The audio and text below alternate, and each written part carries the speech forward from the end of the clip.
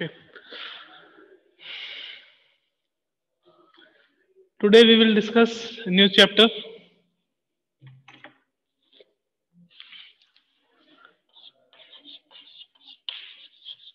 Metals and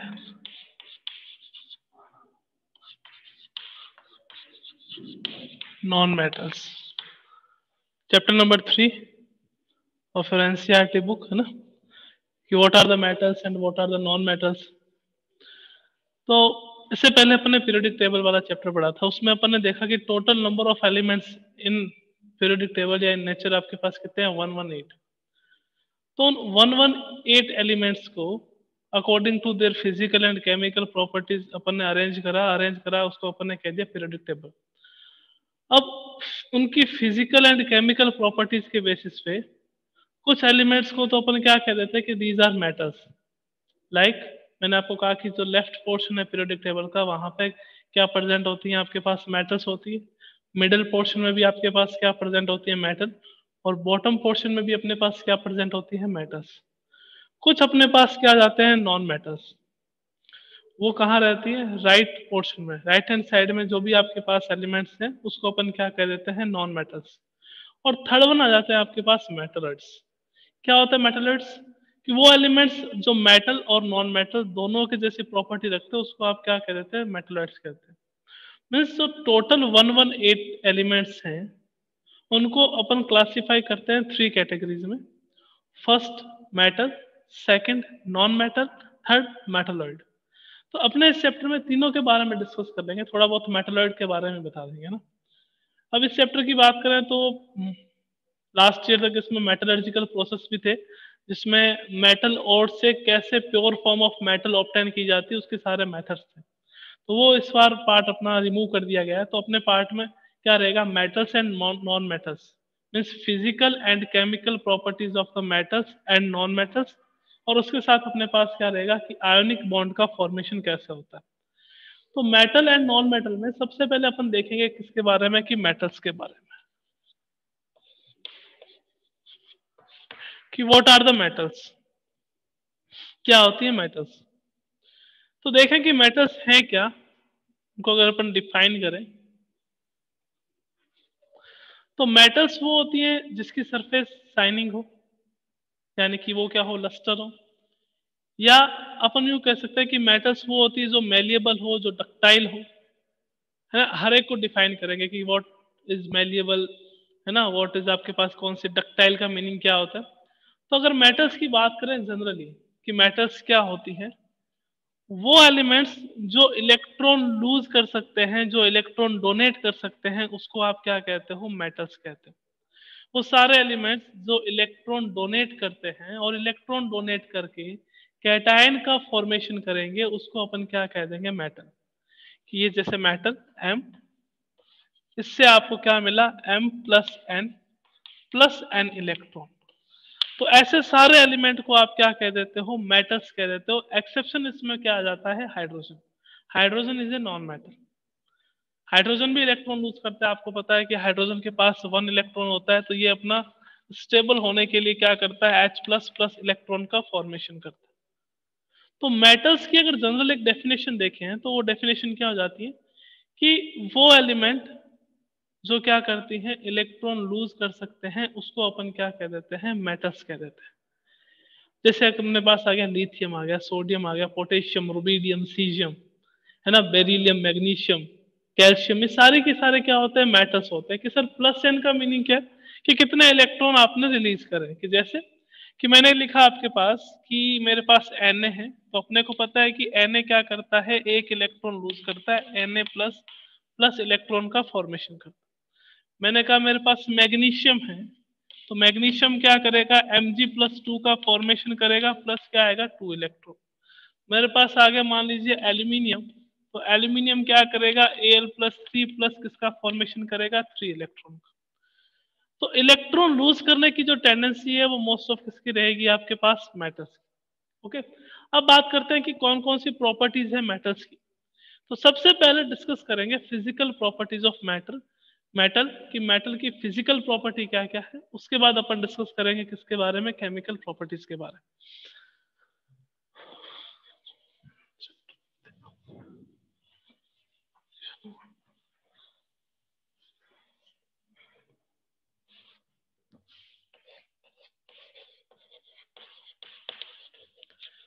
physical properties of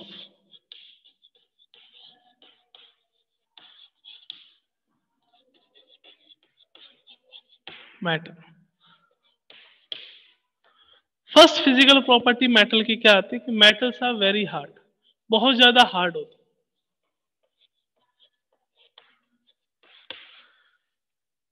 क्योंकि metals में atom इतने पास पास में अरेंज होते हैं कि वो बहुत ज्यादा आपके पास हार्ड होते हैं, या अपन यूं कह सकते हैं कि all the metals are present in solid state. All the metals are present in solid state. सबसे पहले इसकी फिजिकल स्टेट की बात कर लेते हैं। तो जितनी भी आपके पास मेटल्स हैं वो सारी की सारी कौन सी स्टेट में प्रेजेंट होती है, सॉलिड स्टेट में। क्यों? क्योंकि इसके जो कॉन्स्टिट्यूएंट पार्टिकल्स हैं उनके बीच की जो डिस्टेंस है वो आपके पास क्या रहती है, मिनिमम, और जो अट्रैक्शन फोर्स है पार्टिकल्स के बीच में वो आपके पास क्या रहता है, मैक्सिमम। तो मैक्सिमम अट्रैक्शन फोर्स के कारण से जो इनके मॉलिक्यूल्स है वो बहुत ज्यादा पास में आ जाते हैं, और इस कारण से इनकी जो फिजिकल स्टेट है वो क्या रहती है, आपके पास सॉलिड स्टेट रहती है। कि सर सारी मेटल सॉलिड स्टेट में होती है? नहीं बेटा, कुछ एक्सेप्शन भी है, जैसे एच जी आपके पास कौन सी स्टेट में रहेगी, ये लिक्विड स्टेट में। तो फिजिकल प्रॉपर्टीज ऑफ मेटल में सबसे पहला आता है कि फिजिकल स्टेट। तो जितनी भी आपके पास मेटल्स हैं वो सारी की सारी कौन सी स्टेट में रहती है, सॉलिड स्टेट में रहती है ना। सॉलिड स्टेट में क्यों रहती है, इसका रीजन क्या है कि इनके मॉलिक्यूल्स के बीच में इंटरमॉलिक्यूलर अट्रैक्शन फोर्स जो है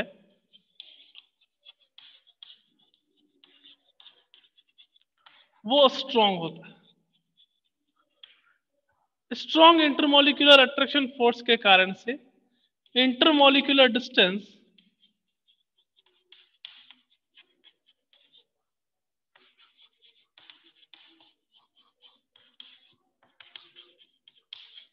मिनिमम रहती है और मॉलिक्यूल्स क्या रहते हैं, पास पास में रहते हैं। इसके कारण से सारी की सारी मेटल्स जो हैं वो कौन सी स्टेट में रहती है, सॉलिड स्टेट। एक्सेप्शन आपके पास क्या आता है, एच यानी कि मरकरी। मरकरी कौन सी स्टेट में प्रेजेंट होती है, ये लिक्विड स्टेट में प्रेजेंट होती है। ओके, तो फर्स्ट आ गया इसकी फिजिकल स्टेट। सेकंड बात कर, जितने भी आपके पास मेटल्स हैं वो सारी की सारी क्या होती है, लस्टर। लस्टर मीन्स कि सारी की सारी जो है वो शाइनिंग। कि शाइनिंग नेचर की कैसे, मीन्स सर कि जैसे ही आप किसी भी मेटल को कट कर, तो वो क्या करता है, वो उनकी जो सरफेस रहती है वो क्या रहती है, शाइनी सरफेस होती है। कि सर सब मेटल्स की होती है, हाँ सारे मेटल्स की होती है। कि अगर आप किसी भी फ्रेशली मेटल को देखोगे वो सारी की सारी शाइनिंग नेचर की होगी, यानी कि सारी की सारी लस्टर होगी। लस्टर का मीनिंग क्या हो गया, shining nature of the metal is known as lustre. ये एक प्रॉपर्टी होती है मेटल की, जिससे मेटल की सरफेस आपके पास क्या रहती है, शाइनी रहती है। कुछ मेटल्स ऐसी होती है जिनमें यूं मान लीजिए कि जैसे ही आप उसको फ्रेशली कट, मैंने कहा कि जो फ्रेशली कट रहती है मेटल्स वो सारी की सारी शाइनी रहती है। पर जैसे ही कुछ मेटल्स एनवायरनमेंट के कांटेक्ट में आती है तो उनकी जो शाइनी सरफेस है वो धीरे धीरे क्या हो जाती है, डल हो जाती है। कि सर कैसे डल होने का रीजन क्या रहेगा कि मेटल की सरफेस पे या तो उनके ऑक्साइड का या उनके सल्फेट का या उनके कार्बोनेट के लेयर आ जाती है, उसके कारण से वो क्या हो जाती है, डल हो जाती है। एक्सेप्शन अपने पास क्या आ गया, गोल्ड। गोल्ड जो है वो आपके पास क्या रहता है कि एक इनर्ट मेटल है। इनर्ट मेटल का मीनिंग क्या होगा कि किसी के साथ रिएक्शन नहीं करता। रिएक्शन नहीं करता तो गोल्ड जो है वो उसके हमेशा वो क्या रहता है, शाइनिंग में रहता है। अगर उसके अलावा अपन बात करेंगे कि सिल्वर की बात करें तो सिल्वर पे क्या रहता है, सिल्वर ऑक्साइड की लेयर आ जाती है। सिल्वर ऑक्साइड की लेयर आ जाती है तो वो कौन से कलर का हो जाता है, ब्लैक कलर का। तो अगर प्योर स्टेट में या फ्रेश कंडीशन में देखेंगे तो जितनी भी मेटल्स हैं वो सारी की सारी शाइनिंग होती है। अगर वो एयर के कांटेक्ट में आएगी तो एयर के कांटेक्ट में आने पर वो क्या हो जाएगी, डल हो जाएगी। किसके कारण से, क्योंकि उनके कंपाउंड का फॉर्मेशन हो जाएगा। या तो आपके पास उनके ऑक्साइड का या उनके कार्बोनेट का या उनके सल्फेट का फॉर्मेशन हो जाता है, जिससे मेटल की जो शाइनिंग है वो क्या हो जाती है, खत्म हो जाती है, वो डलनेस आ जाती है। एक्सेप्शन मैंने आपको बताया कि एक्सेप्शन अपने पास क्या आ गया, गोल्ड। गोल्ड में क्या रहता है, गोल्ड एक आपके पास इनर्ट मेटल है। इनर्ट मेटल का मीनिंग क्या हो गया कि ये रिएक्शन नहीं करता किसी के साथ, तो रिएक्शन नहीं करेगा, ये एक इनर्ट मेटल है, तो इस कारण से गोल्ड जो है वो अपने पास उसकी हमेशा शाइनिंग रहती, और उसको अपन यूज करते हैं in the form of jewellery. Jewellery बनाने, in the making of jewellery, jewellery बनाने के लिए अपन किसका यूज करते हैं, गोल्ड का यूज करते हैं। तो फर्स्ट आपके पास इसकी प्रॉपर्टी आ गई सॉलिड स्टेट, सेकंड आ गए कि सारे की सारी मेटल्स जो हैं वो लस्टर होती है, यानी कि शाइनिंग नेचर की होती है। ठीक है, थर्ड आपके पास क्या आता है,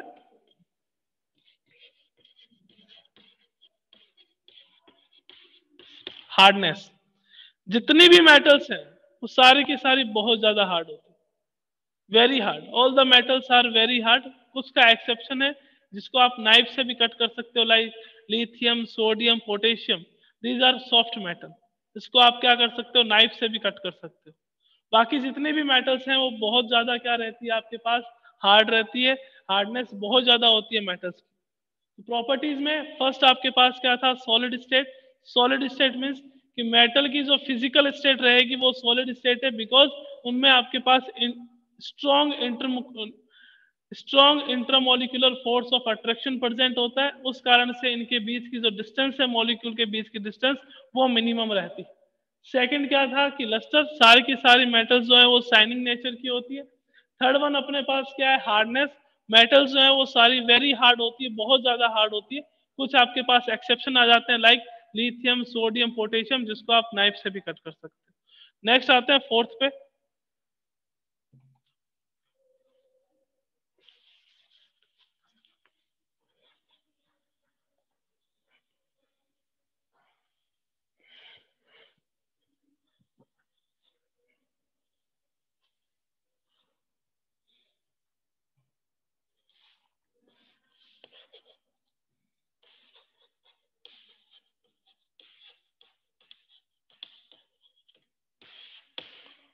फोर्थ प्रॉपर्टी होती है मेटल की कंडक्टिविटी। मेटल क्या करते हैं, हीट और करंट दोनों का आपके पास क्या होती है, गुड कंडक्टर होते हैं। जितने भी मेटल्स हैं, metals are good conductor of heat and electricity. तो सर कंडक्टर्स क्या होते हैं, कंडक्टर का मीनिंग आपके पास क्या हो गया कि जिसके थ्रू आप हीट और इलेक्ट्रिसिटी को, हीट और करंट को पास आउट कर सकते हो, उसको अपन क्या कह सकते हैं, कंडक्टर कहते हैं। तो जितने भी मेटल्स हैं वो गुड कंडक्टर होती है हीट एंड इलेक्ट्रिसिटी की। तो सर रीजन क्या रहेगा, रीजन आपके पास क्या रहता है, देखिएगा कंडक्टिविटी का,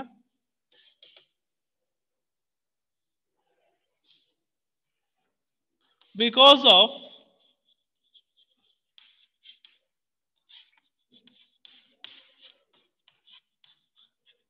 free electrons, because of free electrons. जितने भी आपके पास मेटल्स हैं उसमें फ्री इलेक्ट्रॉन्स प्रेजेंट होते हैं, और due to presence of free electron जितनी भी मेटल्स हैं वो हीट एंड इलेक्ट्रिसिटी का क्या करती है, कंडक्शन करती है। क्या आपके पास कोई भी मेटल आ गया उसमें आप क्या कर सकते हो, हीट और इलेक्ट्रिसिटी कंडक्ट कर सकते हैं। उसका रीजन क्या रहता है, उसका रीजन आपके पास फ्री इलेक्ट्रॉन्स प्रेजेंट होते हैं, इसके कारण से। ठीक है ना। तो कंडक्टर की बात अगर अगर जनरली करें तो कंडक्टर कितने टाइप के होते हैं, दो टाइप के। कौन कौन से, एक तो आपके पास आता है मेटेलिक कंडक्टर, और दूसरे आपके पास आते हैं इलेक्ट्रोलाइटिक कंडक्टर। मेटेलिक कंडक्टर्स क्या होता है कि वो कंडक्टर जिसमें चार्ज कैरियर इलेक्ट्रॉन्स हो, उसको आप कौन से कंडक्टर कहते हो, मेटेलिक कंडक्टर। तो जितने भी आपके पास मेटल्स हैं उसको अपन मेटेलिक कंडक्टर या इलेक्ट्रॉनिक कंडक्टर भी कह सकते हैं, बिकॉज इसमें जो चार्ज कैरियर है वो आपके पास कौन से होते हैं, इलेक्ट्रॉन्स होते हैं। तो कंडक्टिविटी क्यों होती है, conductivity due to presence of आपके पास इलेक्ट्रॉन्स होती है। इलेक्ट्रॉन्स क्या करते हैं, करंट का फ्लो करते हैं, तो करंट का फ्लो इलेक्ट्रॉन कर रहे हैं, तो इसके कारण से इसको आप इलेक्ट्रॉनिक कंडक्टर भी कह सकते हो। सेकंड अपने पास आते हैं इलेक्ट्रोलाइटिक कंडक्टर, जिसमें क्या होता है कि चार्ज कैरियर आयंस होते हैं, तो उसको अपन क्या कह देते हैं, इलेक्ट्रोलाइटिक कंडक्टर। तो जितने भी आपके पास मेटल्स हैं वो मेटल हीट एंड इलेक्ट्रिसिटी को कंडक्ट कर सकती है, यानी कि इनकी कंडक्टिविटी बहुत ज्यादा होती है। नेक्स्ट देखिएगा, नेक्स्ट प्रॉपर्टी आती है all the metals are malleable. कि सर मेलिएबल का मीनिंग क्या होता है, मेलिएबल का मीनिंग क्या हो गया कि आप मेटल को क्या कर सकते हो, थिन शीट में कन्वर्ट कर सकते हो। जितनी भी मेटल्स है उसको आप क्या कर सकते हो, थिन शीट में कन्वर्ट कर सकते हो। जैसे ही उसको आप हार्ड ऑब्जेक्ट से बार बार उस पे करते हो तो उससे क्या होता है कि ये थिन शीट्स में कन्वर्ट हो जाती है। तो मेटल्स की ये प्रॉपर्टी होती है कि सारी की सारी मेटल्स जो है वो मेलिएबल होती है। कि सर कुछ एग्जांपल्स आपके पास आ गए, जैसे एल्यूमिनियम फॉयल। एल्यूमिनियम से क्या किसका फॉर्मेशन होता है, एल्यूमिनियम फॉयल का फॉर्मेशन होता है ना।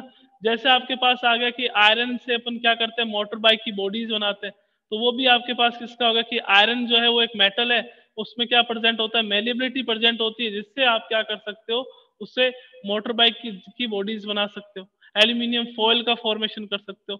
तो मेलिएबल का मीनिंग क्या हो गया कि जितनी भी आपके पास मेटल्स हैं वो सारी की सारी मेटल थिन शीट में कन्वर्ट हो सकती हैं, उसको अपन क्या कह देते हैं, मेलिएबिलिटी कह देते हैं। ठीक है ना। नेक्स्ट आपके पास आता है डक्टाइल, कि all the metals are ductile. के सर डक्टाइल का मीनिंग क्या हो गया, डक्टाइल मीनिंग क्या हो गया कि जितनी भी मेटल्स हैं उनको आप क्या कर सकते हो, थिन वायर में कन्वर्ट कर सकते हो। कि सर कैसे, कि जैसे मान लीजिए कि आपके पास कॉपर है, तो कॉपर जो है, कॉपर को अपन कॉपर वायर में कन्वर्ट कर सकते हैं। गोल्ड जो है उसको अपन क्या कर सकते हैं, थिन वायर में कन्वर्ट कर सकते हैं। तो जितनी भी मेटल्स होती हैं उन मेटल में डक्टिलिटी प्रेजेंट होती है, मींस वो सारी की सारी मेटल जो है वो आपके पास वायर के फॉर्म में आपको मिल सकती है, थिन वायर के फॉर्म में। कि जैसे अगर आपके पास 1 ग्राम गोल्ड हो, तो 1 ग्राम गोल्ड को आप 1 ग्राम गोल्ड से आप 2 किलोमीटर लेंथ का क्या कर सकते हो, वायर का फॉर्मेशन कर सकते हो। तो जितनी भी मेटल्स होती हैं वो सारी की सारी क्या रहती है, डक्टाइल होती है। ठीक है ना। तो कौन कौन सी प्रॉपर्टीज होगी अपने पास मेटल की।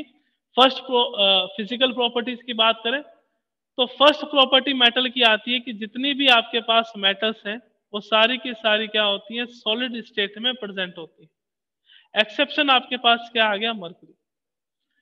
सेकंड आपके पास आ गया कि जितनी भी मेटल्स हैं वो सारी की सारी लस्टर होती है, मीन्स वो अगर फ्रेशली देखें उन्हें तो वो शाइनिंग नेचर की होगी, वो शाइन करेगी, है ना। तो अब कुछ मेटल जो है कुछ टाइम के बाद क्या हो जाती है, डल हो जाती है। उसका मेन रीजन क्या रहता है, डलनेस का क्या रीजन रहता है कि मेटल्स के ऊपर आपके पास क्या रहता है, मेटल ऑक्साइड का या मेटल कार्बोनेट का या मेटल सल्फेट का फॉर्मेशन हो जाता है, जिसके कारण से मेटल जो हो जाती है वो डल हो जाती है।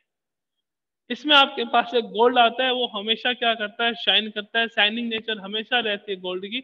उसका रीजन क्या था कि सर उसका रीजन ये है कि जो गोल्ड है वो एक इनर्ट मेटल है। इनर्ट मेटल का मीन्स कि जो किसी के साथ रिएक्शन नहीं करता, उसके कारण से गोल्ड हमेशा क्या रहता है, शाइनिंग रहता है।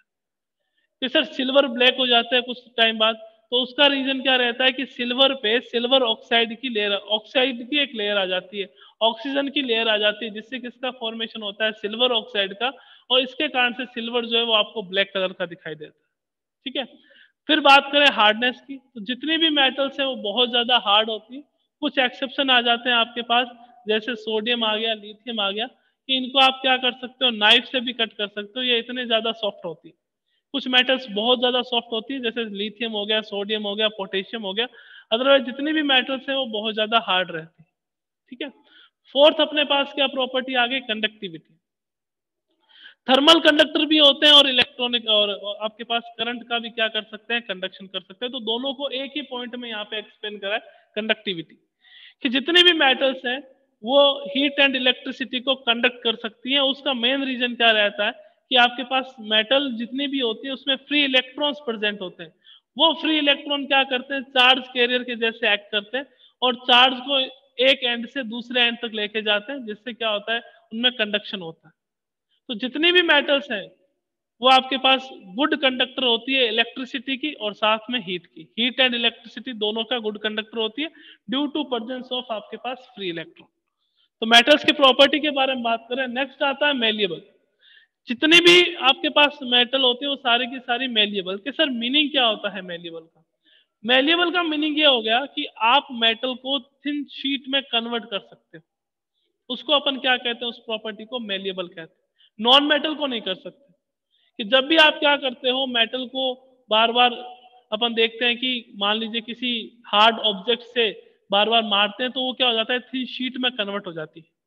बट नॉन मेटल को देखें तो वो क्या हो जाएगा, उसका ब्रेक डाउन हो जाएगा, वो थिन शीट में कन्वर्ट नहीं होगी। तो मेटल्स की ये प्रॉपर्टी होती है कि सारी की सारी मेटल मेलिएबल होती है। कि सर कुछ एग्जांपल बहुत सारे अपने डेली लाइफ में, कि जैसे अपने पास क्या आ गया कि एल्यूमिनियम फॉइल आ गया, जिसमें अपन फूड सब्सटेंस को पैक करके रखते हैं एल्यूमिनियम फॉइल में, है ना। तो एल्यूमिनियम फॉइल किससे मिलता है आपको, एल्यूमिनियम से मिलता है ना। या फिर अपन मोटर बाइक की जितनी बॉडीज आ गई, तो वो बॉडीज भी किससे बनती है, वो भी मेटल से बनती है। तो वो किसके कारण से बनती है, because all the metals are malleable.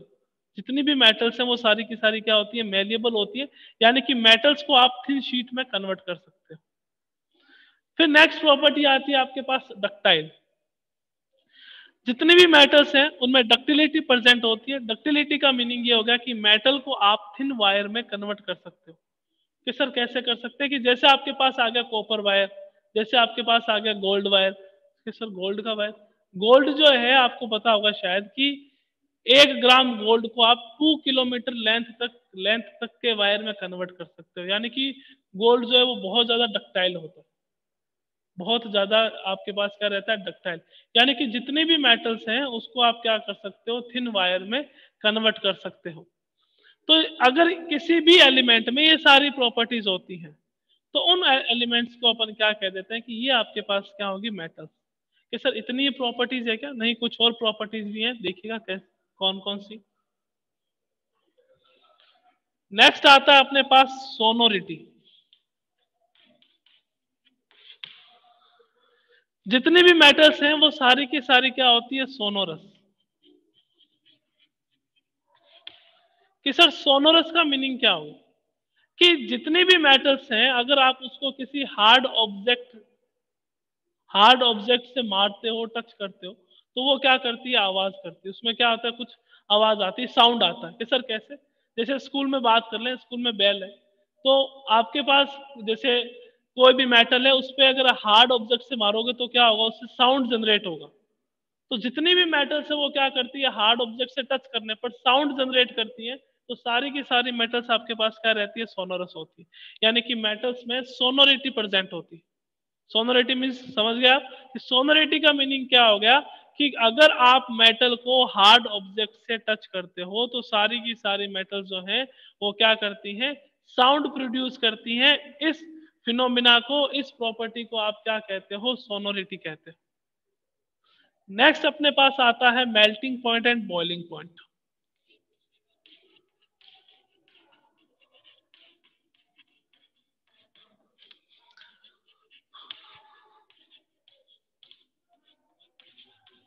Melting point and boiling point. जितनी भी मेटल्स हैं उनका मेल्टिंग पॉइंट और बॉइलिंग पॉइंट बहुत हाई होता है, बहुत ज्यादा। कुछ एक्सेप्शन आ जाता है, कुछ एक्सेप्शन, जैसे आपके पास सीजियम आ गया। सीजियम अगर आप पाम पे रखोगे तो भी वो क्या हो जाएगा, मेल्ट हो जाएगा। तो जनरली जितने भी आपके पास मेटल्स हैं उनका मेल्टिंग पॉइंट और बॉइलिंग पॉइंट बहुत ज्यादा हाई होता है। कुछ एक्सेप्शन है, जैसे आपके पास आ गया सीजियम। सीजियम का मेल्टिंग पॉइंट जो है, या जो आपके पास बॉइलिंग पॉइंट है, वो बहुत लो होता है with compare to other metals. ठीक है ना। तो मेटल्स की क्या क्या प्रॉपर्टी हो गई, मैं कहूं कि मेटल्स को डिफाइन करो, तो मेटल क्या हो गया, सबसे पहले कि वो एलिमेंट जो इलेक्ट्रॉन लूज कर सकते हैं उनको आप क्या कहोगे, मेटल कहोगे।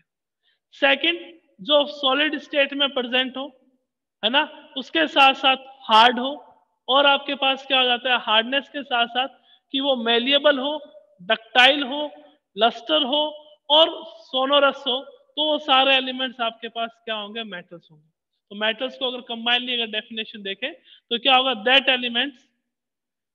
Element which are malleable, ductile, luster, sonorous and can donate their electrons known as metals, उसको अपन क्या कहेंगे, मेटल्स कहेंगे। तो ये मेटल की अपने पास फिजिकल प्रॉपर्टी थी कि कौन कौन सी प्रॉपर्टीज आती है मेटल की। तो अपन ने सारी physical property one by one मैंने आपको अच्छे से एक्सप्लेन कर दिया ना।